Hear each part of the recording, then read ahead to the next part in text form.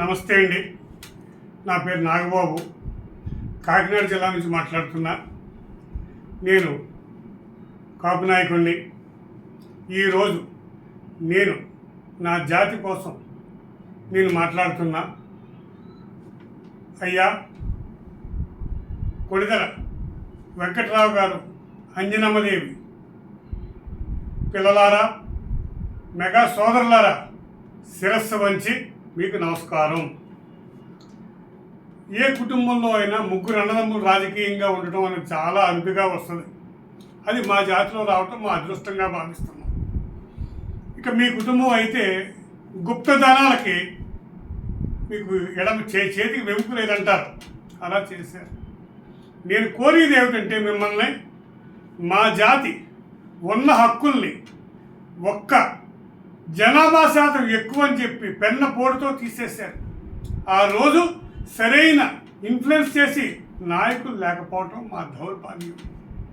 గత 7 దశాబ్దాలుగా ఈ జాతి ఎన్నో పోరాటాలు చేసి ఎన్నో ఇబ్బందులు పడి ఎన్నో ఉద్యమాలు చేసినా ఏయో చిన్న చిన్న వరకు వచ్చి అక్కడితో ఆగిపోతున్నాయి.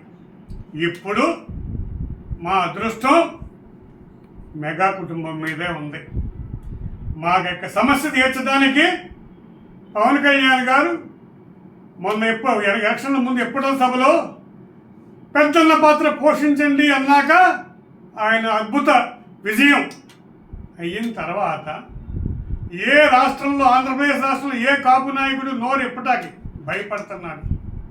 నోరిప్పితే ఎక్కడ జన సైనికులు, ఎక్కడ వీర మహిళలు వారిని తప్పుగా మాట్లాడతారని భయపడుతున్నారు. ఈ పరిస్థితిలో కిందటి ఎలక్షన్లో మహారాష్ట్రలో మరాఠీలు కొన్ని రిజర్వేషన్లు ఇచ్చారు కేంద్ర ప్రధాని మోదీ గారు. అలాగే రాష్ట్రంలో సమస్యలు ఉన్నాయి. మేము మిమ్మల్ని ఏ విధమైన రూపాయి అడుక్కుంటం లేదు. ఈ జాతి ఎప్పుడు కూడా యాచన చేసే పరిస్థితిలో ఉండదు. ఒక రూపాయి కష్టంలో రూపాయి ఇచ్చే స్థితిలో ఉంటుంది. కాబట్టి ఎందరికో మీరు కరోనా సమయంలో దానం చేశారు, ఎందరికో ఆరోగ్య విషయం మీద దానం చేస్తున్నారు. మాకొక్క చిన్న పని మీ పరపత ఉపయోగించి ఒక్క ఫోన్ చేసి సరిపోయే పని మీరు మాకు దానం చేస్తే ఈ జాతి తరతరాలుగా యువత ఎదుగుదలకి ఉపయోగపడద్దని మనస్ఫూర్తిగా కోరుకుంటున్నా. మీరు మాకు అవకాశం ఇస్తే మీతో పూర్తిగా అన్ని విషయాలు చెప్పడానికి మేము సిద్ధంగా ఉన్నాం. మీ అపాయింట్మెంట్ కోరుతూ మీ నాగబాబు, కాపు నాయకుడు, కాకినాడ జిల్లా నుండి.